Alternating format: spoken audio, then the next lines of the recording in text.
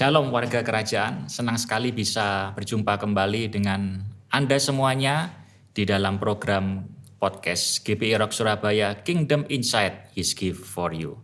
Hari ini kita akan berbicara dengan edisi yang spesial, yaitu dalam rangka memperingati kenaikan Tuhan Yesus ke sorga dengan tema podcast Pergi untuk Kembali.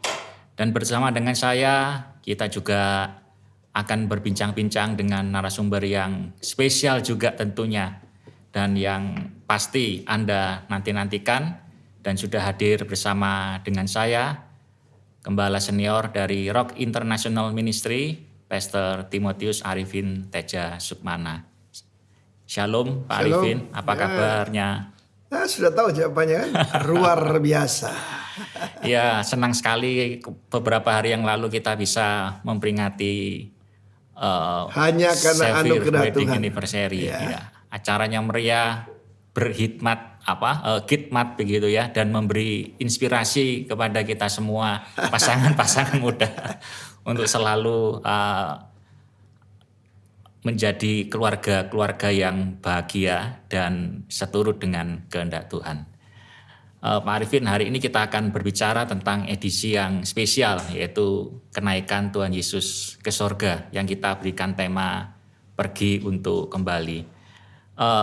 Di dalam Kisah Para Rasul pasal 1 ayat yang ke-10, saya akan bacakan, ketika mereka sedang menatap ke langit, waktu Tuhan Yesus naik itu, tiba-tiba berdirilah dua orang yang berpakaian putih dekat mereka dan berkata kepada mereka, "Hai orang-orang Galilea, mengapakah kamu berdiri melihat ke langit? Yesus ini yang terangkat ke sorga, meninggalkan kamu, akan datang kembali dengan cara yang sama seperti kamu melihat dia naik ke sorga." Jadi pergi untuk kembali. Nah, saya ingin tahu pendapat dari Pak Arifin ya. Seringkali peristiwa kenaikan Tuhan Yesus ke surga ini tidak dirayakan semeriah Natal, Paskah ya. Kira-kira bagaimana menurut tanggapan Pak Arifin? Ini sepertinya kelas berikutnya begitu ya. Jadi bukan kelas utama untuk dirayakan secara meriah. Kita harus tahu purpose atau tujuan Tuhan Yesus kembali ke sorga. Sebab dia berasal dari sana kan. Ada dua analogi. Yang pertama itu dalam Lukas 19 dikatakan seorang bangsawan. Karena dia datang sebagai putra mahkota kerajaan Allah. Ya. Pergi ke negeri yang jauh, ke negeri asalnya itu heaven, ya, untuk dinobatkan menjadi raja. Menjadi raja. Jadi 2 tahun yang lalu ketika rame-ramenya corona, saya khotbah the coronation, pemahkotaan Yesus sebagai pertama raja atas segala raja, karena Sang Bapa menyerahkan kepada dia segala kuasa di langit, di bumi, di bawah bumi. Dan juga sebagai imam besar agung. Dan itulah kalau kita mengerti itu, 10 hari kemudian kita melihat bagaimana minyak pengurapan yang dituangkan pada dia, masah, diurapi, karena dia is the anointed one, itu mengenai tubuhnya yang 120 orang yang menantikan dia. 500 pasang mata yang melihat Yesus naik ke surga. Tapi hanya berapa itu? Cuma 1/4. Cuma nggak sampai 25% yang menerima pengurapan itu. Ya, jadi kalau kita tidak berharap, kita juga tidak dapat apa-apa. Jadi analoginya itu. Dan dia akan datang kembali meminta pertanggungjawaban dari kita hamba-hambanya yang dipercayakan beberapa hal. Analogi yang kedua itu adalah pengantin. Karena Tuhan Yesus adalah heavenly bridegroom, pengantin pria sorgawi yang menikahi yaitu jemaatnya, gerejanya yang dia beli dengan darahnya. Nah, kita lihat sebagai contoh Yusuf dan Maria. Yusuf didampingi bapaknya, lalu kemudian datang pada orang tua daripada Maria dan membicarakan banyak hal. Dan kemudian pengantin pria harus kembali ke rumah asalnya untuk mempersiapkan segala sesuatu. Karena itulah dalam Yohanes 14 dia berkata, aku pergi untuk mempersiapkan bagimu tempat tinggal. Ini kita harus mengerti ini. Tetapi dia akan kembali untuk menjemput pengantinnya. Itu saya percaya itu pengangkatan jemaat, rapture. Iya, rapture. Dan itu bisa dijelaskan di dalam Matius 25 sebagai contoh ya. Iya. Di mana kita ada 10 anak darah yang berhikmat dan yang bodoh. Iya. Tapi saya tidak mau jadi pengiring pengantin, saya mau jadi pengantin. Amen. Bagaimana Roy? Amen, Jadi amen. dua hal ini kita harus mengerti. Iya. Ya toh? Karena waktu Yusuf didampingi bapaknya melamar pada ayah daripada Maria, maka yang dibicarakan misalnya mas kawin. Iya. Lalu kedatangannya itu kalau kita lihat adat di Israel itu tidak diberitahu, cuma dikasih kira-kira. Iya. Seperti sekarang, kedatangan Tuhan sudah makin jelas. Iya, tanda-tandanya sudah The jelas, world is ya. getting darker, the church is getting brighter. Iya toh? Iya. The world is getting worse, tapi gereja Tuhan makin lama makin mulia. Coba, bagaimana orang-orang yang tidak kenal Kristus tahu-tahu di kepalanya ada lagu puji-pujian, itu kan aneh. Tanda kedatangannya sudah nyata. Ya, jadi memang dia pergi untuk kembali. Kedatangan yang pertama dengan begitu precise, waktunya semuanya kehidupan Kristus di bumi. Demikian juga kedatangan yang kedua. Kita harus banyak bicara kedatangan yang kedua. Memang ada pengangkatan jemaat, ada Christ, with His church dari surga turun ke bumi memerintah di sini. Yaitu kan yang kita sebut kerajaan 1000 tahun. Kerajaan 1000 tahun. Kalau orang tidak ngerti urutan ini, mereka kan bingung. Karena ada yang mengajarkan di surga ada masih orang bisa kawin dan sebagainya. Sudah jelas Kristus berkata akan seperti malaikat yang sudah dapat tubuh kemuliaan. Ya begitu. Jadi Pak Roy cepat-cepat saja. Jadi sebetulnya kita tidak boleh membedakan perayaan Natal, perayaan Paskah, lalu perayaan kenaikan Tuhan Yesus ini dianggap sebagai sampingan begitu ya Pak Arifin ya. Begini, coba bayangkan kalau ada coronation, misalnya ini Prince William diangkat karena bukan Charles yang dikehendaki tapi William, bayangkan ramenya seperti apa. Ya toh? Atau Sultan Hasan al-Bolkiah mengangkat salah satu putranya, pasti di Brunei Darussalam ramenya nggak karu-karuan kan. Nah menarik sekali, orang Indonesia ini lebih cinta Tuhan Yesus dari orang Amerika. Anda tahu kenapa? Pertama, Natal. Kita perayaan Natal itu dari November sampai Februari. Betul kan? Oh, luar biasa. Bahkan perayaan Paskah, ini Pak Rubin Adi tanggal ini, kemarin sih. Perayaan Paskah nasional dihadiri Bapak Presiden. Bulan apa? Coba. Bulan Mei. Atau sebulan kemudian. Dan bukan cuma itu, saya ketemu Cindy Jacob. Tahu ya? Ya, pemirsa tahu lah. Ya, Cindy Jacob ya, Nabiah itu. Dia heran, Indonesia merayakan apa? Kenaikan Tuhan Yesus. Amerika tidak merayakan. Ternyata yang merayakan kenaikan Tuhan Yesus ada beberapa negara. Beberapa saja termasuk Indonesia. Ya kan? Itu dijadikan hari libur nasional Pak Arifin ya. Kebangkitan Tuhan Yesus 52 kali setahun. Hari Minggu itu. Iya kan? Iya, betul. Luar biasa. Jadi mengerti, saya beri nama The Coronation. Ya, pemahkotaan, pemberian mahkota, pengangkatan sebagai raja. Setelah melalui passion, selalu melalui penderitaannya, ada. Tetapi jangan lupa dalam Kisah Rasul pasal 1 ayat 1 dan selanjutnya itu disebutkan pre-kenaikan 40 hari. 40 hari. Pertama dia menunjukkan bahwa dia hidup. Sehingga murid-murid ini ketika suruh menyangkal tidak bisa. Mereka tidak bisa mati untuk sebuah dusta. Kenyataan Yesus mati, bangkit, dan kemudian naik ke surga. Dan tentu saja nanti kedatangan kembali pasti. Pasti akan digenapi. Semua nubuatan tentang first coming itu begitu digenapi. Yang kedua juga pasti. Itu salah satu sukacita dan pengharapan kita kalau kita bisa menantikan kedatangan Kristus yang kedua kali Pak Arifin ya. Tetapi juga murid-murid diberitahu dalam ayat yang Anda bacakan tadi, jangan cuma menatap ke langit. Kalau menatap ke langit bukan lihat awan tapi beyond. even above the sun. Yeah. Yeah. Di mana Kristus berada. Yeah. Lihat ke belakang, penyesalan. Yeah. Lihat kiri kanan, kecewa. Lihat depan, takut. Lihat diri sendiri, frustrasi. Yeah. Kalau lihat ke atas, wajahmu berseri-seri. Selalu Tapi ada jangan terus pengharapan. menatap ke langit. Ada banyak orang tidak mau kerja, cuma menantikan Tuhan. Nah, itu keliru. Iya. Ya, mengapa engkau, hei orang Galilea, saya beritahu, hei orang Indonesia, mengapa kamu cuma menatap ke langit? Ada berapa teman saya tidak mau pelayanan, lalu mengumpulkan makanan, pergi ke tempat sunyi, menantikan Tuhan. Bukan itu rencana Tuhan. Iya. Rencana Tuhan memang pengudusan roh, jiwa, tubuh. Iya. Tetapi bukan berarti kalau tempat sunyi tidak ada godaan, ada aja. Sebab itu peperangan ada di sini. Di pikiran. Iya. Ya, jadi penting sekali karena semua hari raya Yahudi kita harus tahu. Iya.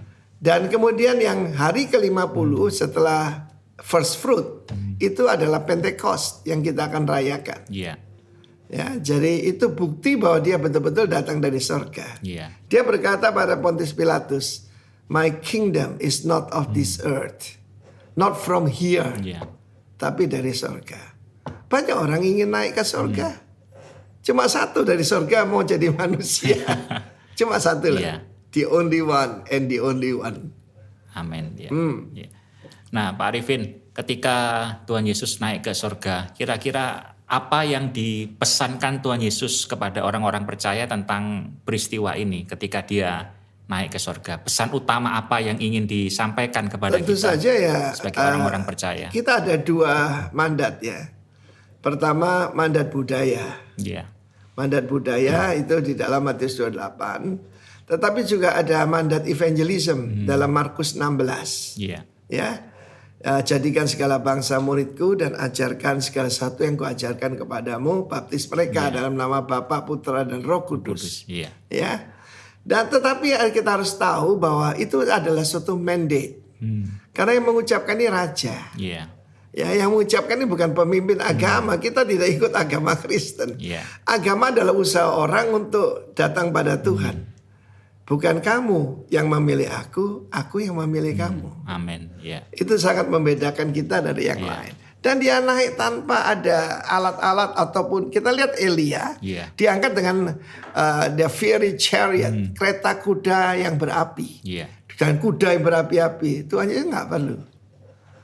Awan itu apa? Bukan awan yang dari uap air itu, tapi awan kemuliaan. Amin. Shekina. Karena rencana Tuhan, purpose Tuhan adalah to dwell among His people. Ya toh? Dia akan tinggal bersama kita. Kok milih bumi loh? Nantinya dia akan tinggal bersama kita di bumi. Jangan lupa itu. Karena sorga itu milik Tuhan, tapi bumi telah diberikan pada anak manusia untuk kita kelola. Iya. Oke. Jadi dengan demikian kita harus mampu untuk menjalankan apa yang menjadi pesan Kristus ketika dia naik ke surga. Ya, karena itu dalam Lukas 24 dia berkata wait. Bukan cuma receive ye the Holy Spirit, tetapi wait.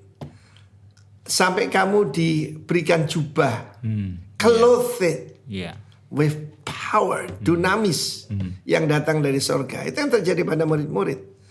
Ketika mereka dilahirkan kembali, Roh Kudus sudah di sini kan?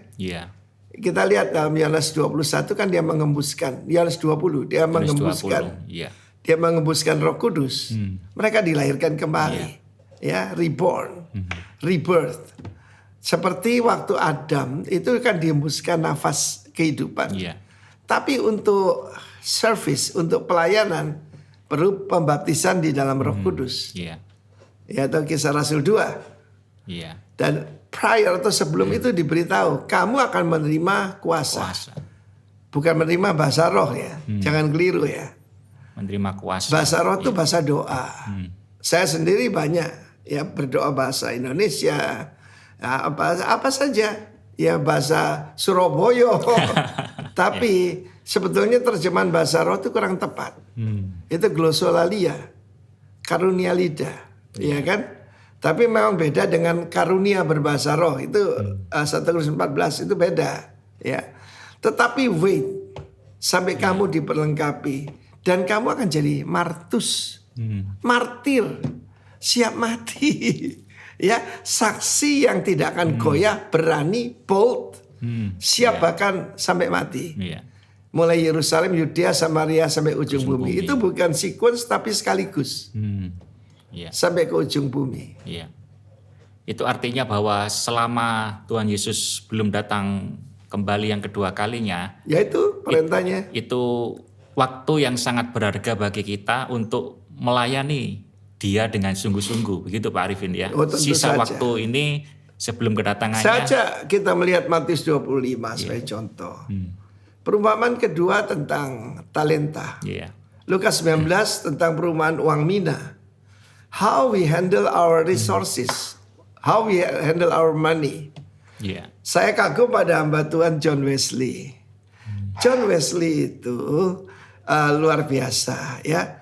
Saya dengar bagaimana dia mencukupkan diri cuma dengan 28 pound sterling 1 tahun. Pertama dia terima 30, yang 2 dia kembalikan. Tahun depan double.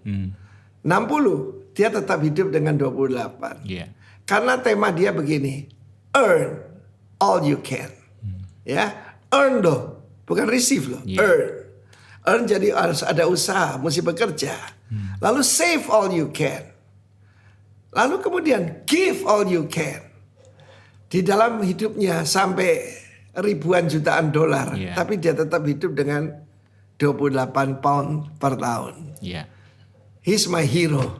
Saya dalam soal finance ya belajar dari kehidupan John Wesley.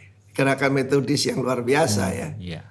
Jadi memang dia buktikan dengan kehidupannya. Biarkan dirimu terbakar dengan kasih Tuhan dan orang dari ribuan mil akan datang untuk mendengarkan engkau. Nah Pak Arifin, tidak semua orang percaya memahami hal ini ya. Kadang-kadang mereka tidak paham lalu kemudian hidupnya sembarangan ya. Tidak melayani Tuhan dengan sungguh-sungguh di sisa waktu sebelum kedatangan Yesus yang kedua kalinya. Nah untuk tipe-tipe orang Kristen yang seperti ini nih, saya kira tugas kita para pengajar mencontohkan dan kehidupan kita yang tidak mencari harta, tapi mencari jiwa. Oke? Baru minggu lalu betapa sukacita kita ada 26 jiwa baru yang dibaptiskan. Ya, saya ikut membaptis. Karena if you go back to your first love, you must do your first work.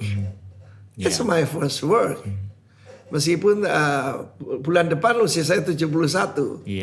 Tapi saya sama kuatnya dengan 40 tahun yang lalu. Seperti Kaleb. Ya, memang kita firman Allah mengatakan bahwa orang yang menantikan kedatangan Tuhan menyucikan dirinya dari segala kecemaran. Nah, saya kasih contoh, saya niru Tuhan Yesus. Kita ada dibangun sebuah villa untuk kita istirahat di Ubud, Bali. Penjaga villa itu tidak tahu kapan saya datang. Saya datangnya mendadak, sidak, inspeksi mendadak. Tanpa pemberitahuan. Jadi dia selalu siap. Kolam renang kita selalu bersih, kamar mandi saya selalu kinclong, rumput semua manicure dipotongi dengan rapi. Karena dia tidak pernah tahu kapan bosnya datang. Tuhan Yesus cuma memberi tanda-tanda. Dia cuma dengar, oh Pak Arifin saya kembali ke Bali. Tapi dia tidak tahu kapan saya ke villa. Saya memang begitu. Ya kalau mau berhikmat sederhana, just follow Jesus. Ya itu gelangnya anak-anak muda zaman dulu kan WWJD. What would Jesus do? Itu aja sederhana. What would Jesus do? Jadi memang orang yang menantikan kedatangan Tuhan tidak akan gegabah. Awal tahun saya khotbah tentang hukuman bagi orang-orang gegabah. Orang yang melecehkan Tuhan, mengentengkan Tuhan. Tapi orang yang melayani Tuhan sungguh-sungguh akan dibuat perbedaan. Sudah terbukti kok. Ini sudah masuk bulan ke-5, hampir bulan ke-6. The year of multiple grace. Haleluya. Itu yang membuat pengharapan kita akan kedatangan Kristus yang kedua kalinya semakin greatest kuat. Hope. Jadi kalau kita lihat dunia makin tidak karu-karuan, ya itu Amerika sudah kita Kalau kita ikut berita dunia hari ini seperti berita kuno. Sebab kita sudah lihat dalam Alkitab, Amerika akan kehilangan pamor, Israel akan dibiarkan sendiri, dan ada 3 yaitu kekuatan besar dari utara, Rusia, Turki, Iran, juga nanti Sudan, Libya, perang Gog Magog itu sudah di depan mata. Tapi itu belum akhirnya. Dan disebutkan oleh Yesus, wars and rumors of wars. Ya, deru-deru perang. Deru itu berarti jauh ya. Ya, tetapi kita harus siap sebelum akhir kedatangan Tuhan. Pasti akan ada. Ya, saya sampaikan bahaya 4P itu. Ya, termasuk penganiayaan, pemurtatan, ya penyesatan dan pengkhianatan. Banyak kan pura-pura masuk di tengah kita. Siap-siap aja. Kita harus siap berarti Pak Arifin ya. Serigala berbulu domba. Tapi banyak juga domba bergaya serigala sekarang. Terbalik. Domba bergaya serigala. Iya. Wah, sok galak, sedikit-sedikit somasi. Atau serigala asli memang berbulu serigala. I don't know. Iya, jadi kedatangan Tuhan harus kita siapkan ya. Yang menarik adalah Yesus yang sama ini. Yesus ini, tapi bahasa Inggris this same Jesus. Banyak dari rekan-rekan kita ataupun orang yang begitu jadi pejabat, begitu jadi orang penting, jadi aneh. Tingkah. Saya punya teman ya, teman saya pingpong dulu, teman loh. Ketemu saya pura-pura enggak kenal. Tapi Yesus tidak berubah. Itu lagu yang masuk ke kepalanya banyak orang, Tuhan Yesus tidak berubah.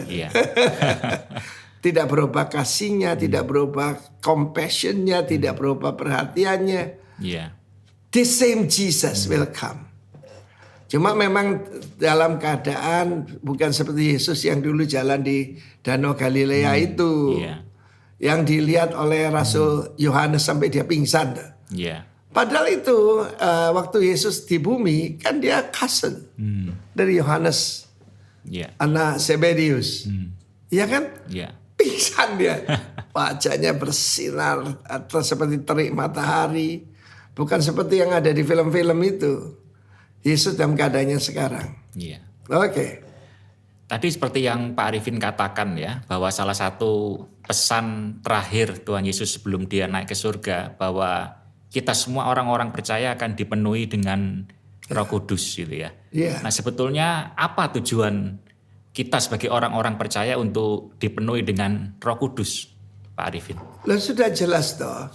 Saya tadi jelaskan, Roh Kudus di dalam kita itu memberikan inward anointing, pengurapan di dalam.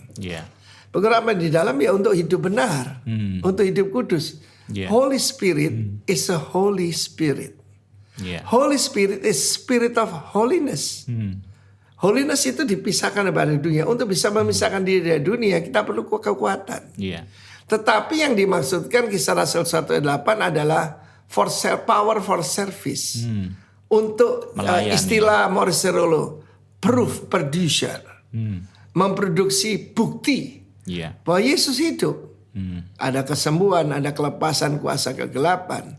Waktu saya baptiskan, ada jemaat pertama yang dibaptiskan langsung kelepasan di kolam baptisan. Langsung. Karena tidak bisa gelap dan terang bersatu, tidak bisa. Ya, jadi pembaptisan dalam Roh itu terserah, orang lain tidak mau. Saya sangat mau. Ada orang-orang yang merasa tidak layak untuk menerima kuasa Roh Kudus itu. Dan ketika Yesus berkata bahwa engkau akan diperlengkapi dengan kuasa dari Yang Maha Tinggi, tapi sementara itu mungkin ada beberapa dari kelompok orang Kristen ini yang tidak layak, tidak pantas untuk menerima Roh Kudus. Untuk menghadapi orang-orang yang seperti itu, bagaimana Pak Arifin? Ya, tanpa kuasa Roh Kudus, tidak mungkin kita bisa melakukan perintah Tuhan, tidak mungkin. Mengusir setan, ya toh, menyembuhkan orang sakit, dan terutama menjadi saksi. Ya, menghadapi banyak tantangan, ancaman dan sebagainya. A spirit of boldness, keberanian daripada Tuhan. Tidak mungkin. Kan jadi saksi itu apa? Yeah. Mereka pikir saksi itu bersaksi kebaikan Tuhan di gedung gereja. Bukan. Martir. Yeah. Seperti Stefanus. Yeah. Seperti semua murid Yesus. Seperti Rasul Paulus. Yeah. Menghadapi kematian. Dengan ancaman kematian. Bisa-bisa berani. Yeah. Ya, jadi kalau ada orang mengatakan merasa tidak layak, engkau tertipu. Mungkin mereka belum menerima the blood. Yeah. Jadi kita harus lihat kalau dalam Perjanjian Lama kitab Imamat Leviticus, first the blood and then the oil. Yeah. Blood ini penting, ditebus dengan darah Yesus. Kalau orang belum diselamatkan, ya tidak bisa menerima baptisan Roh Kudus. Tapi pernah kan kejadian seperti Cornelius itu. Baptisan Roh Kudus dulu baru baptisan air. Iya.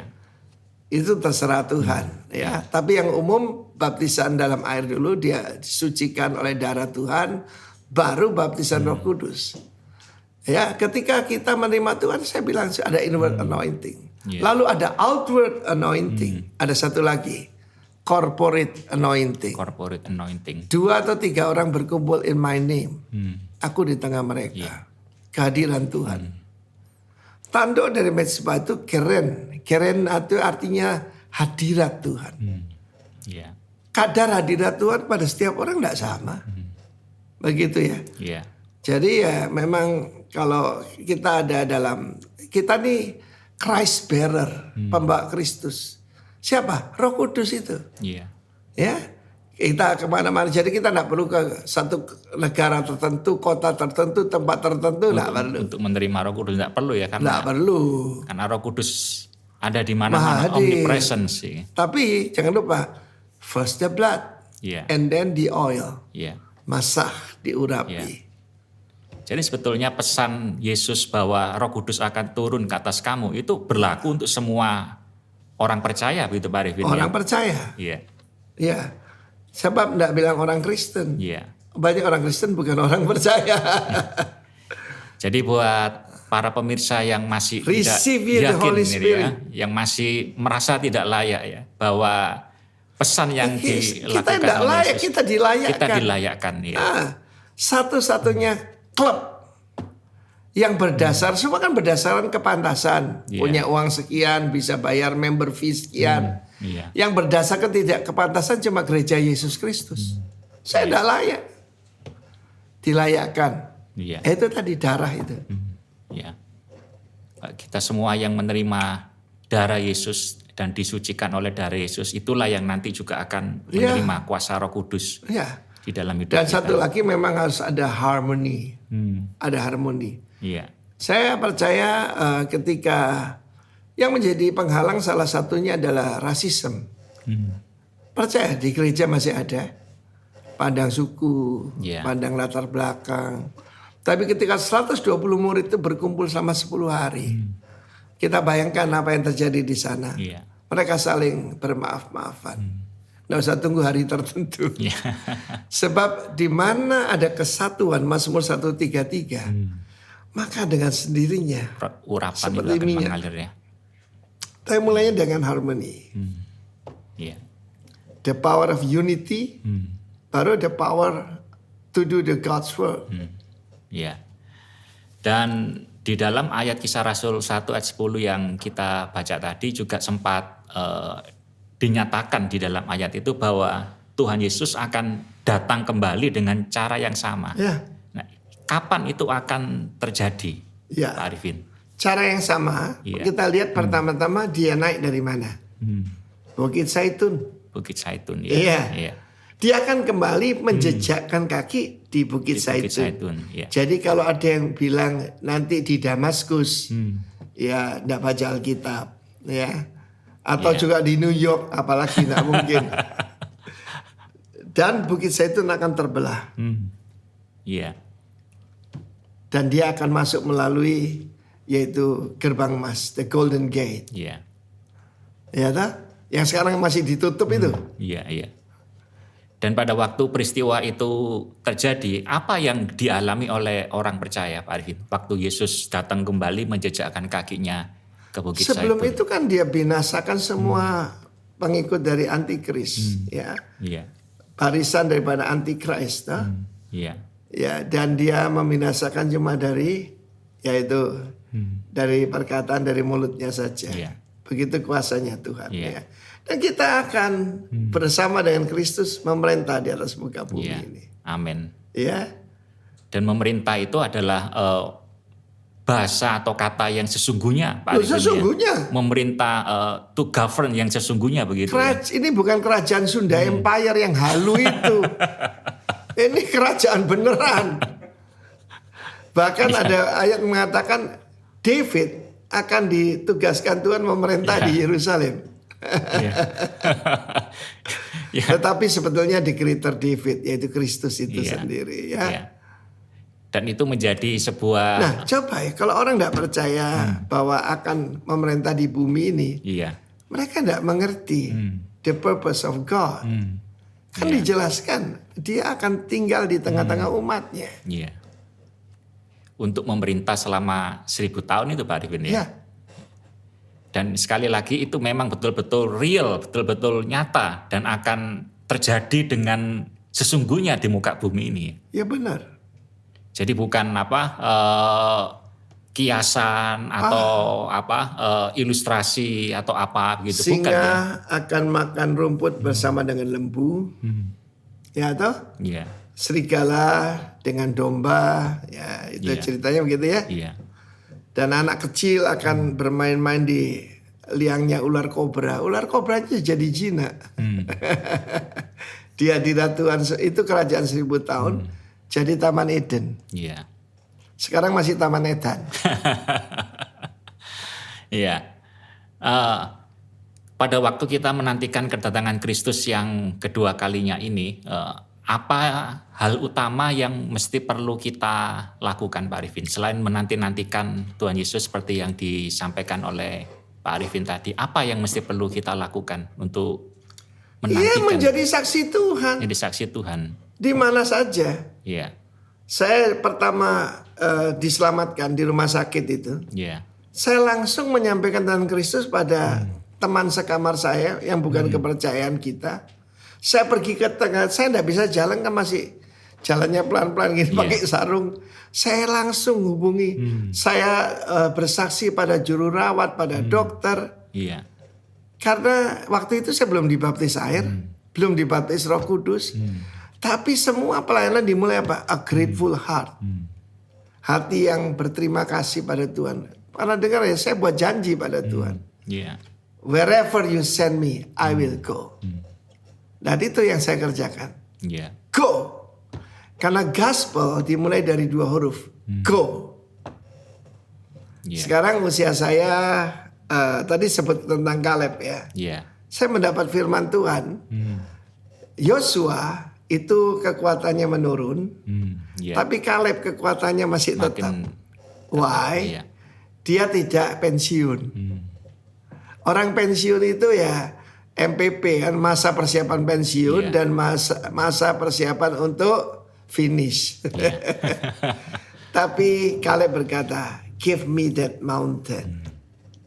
Berikan aku Hebron. Hebron itu ada 4 raksasa keturunan daripada Enak. Ya,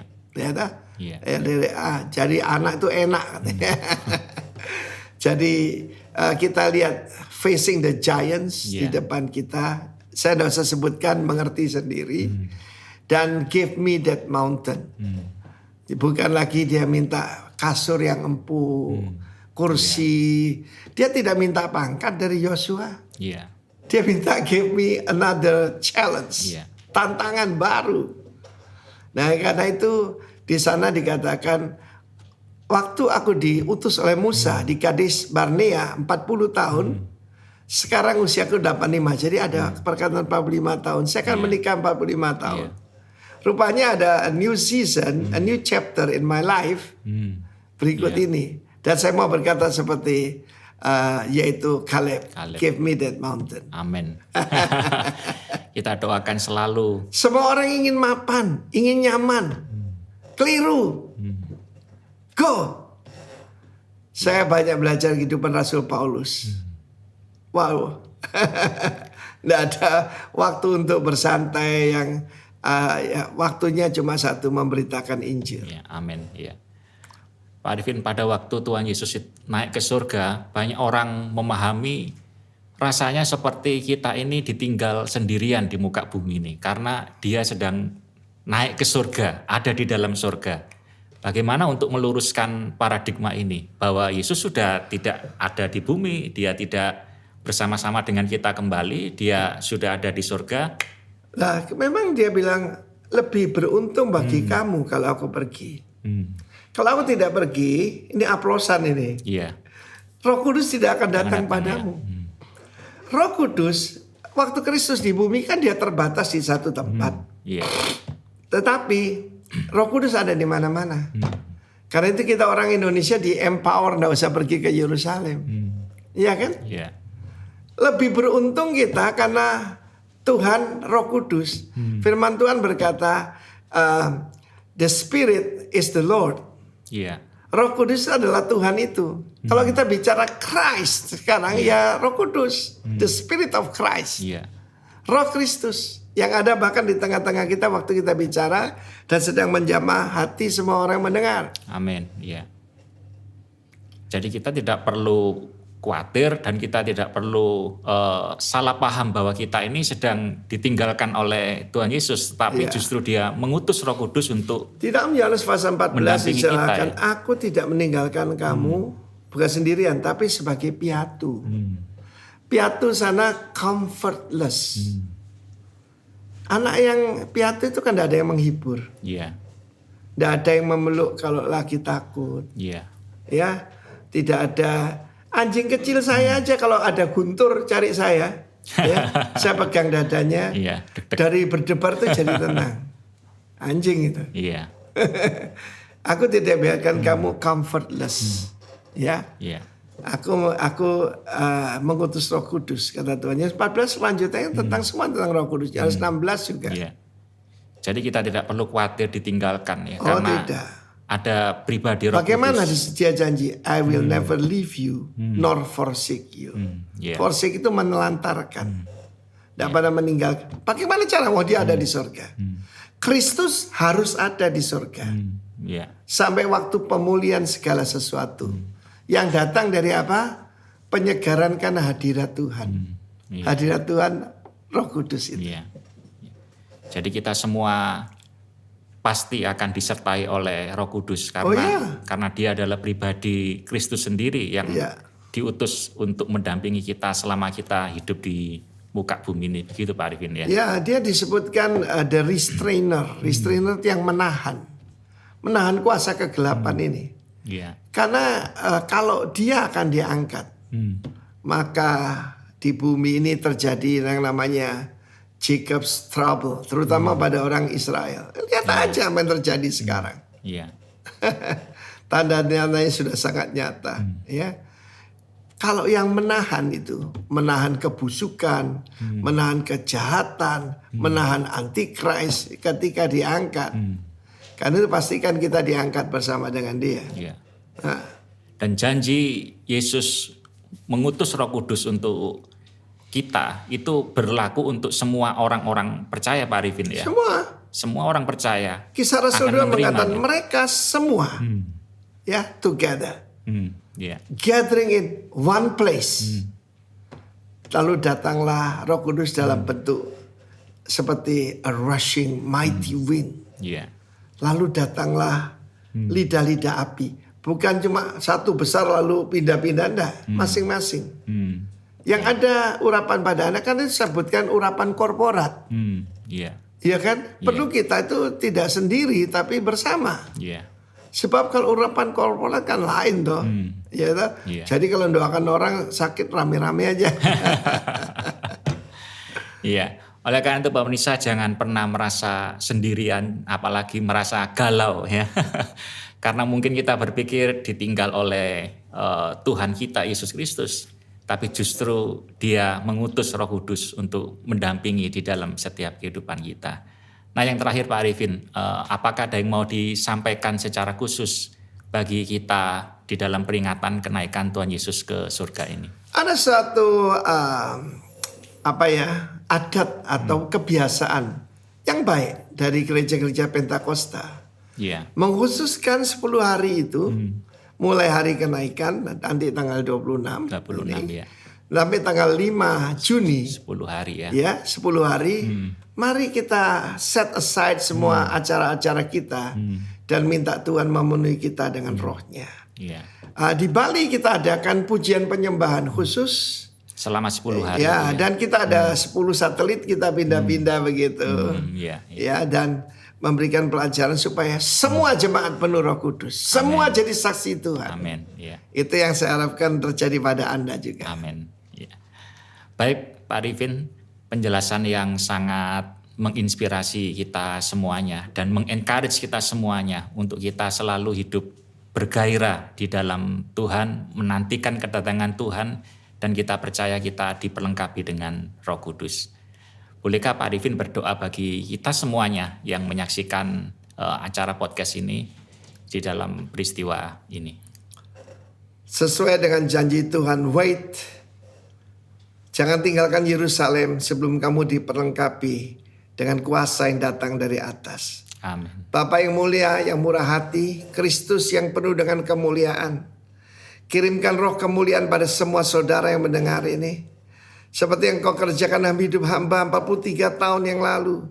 Sehingga bisa melakukan perintahmu dengan anugerahmu. Amen. Spirit of grace, Holy Spirit of God, jamah setiap kami, penuhi setiap kami. Terima kasih ya Tuhan.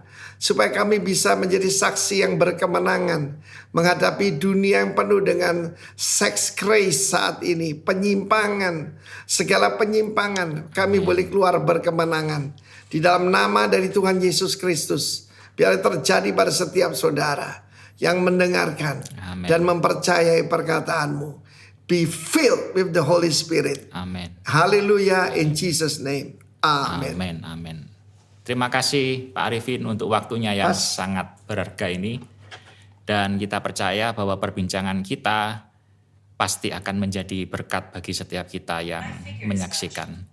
Demikian para pemirsa, perbincangan saya dengan Pastor Timotius Arifin tentang pergi untuk kembali. Oleh karena itu selalu nantikan Tuhan Yesus. Jangan pernah kita kehilangan iman. Dan percayalah Roh Kudus bersama-sama dengan kita semuanya. Saksikan terus program podcast GBI Rock Surabaya di dalam Kingdom Insight His Gift for You. Amin.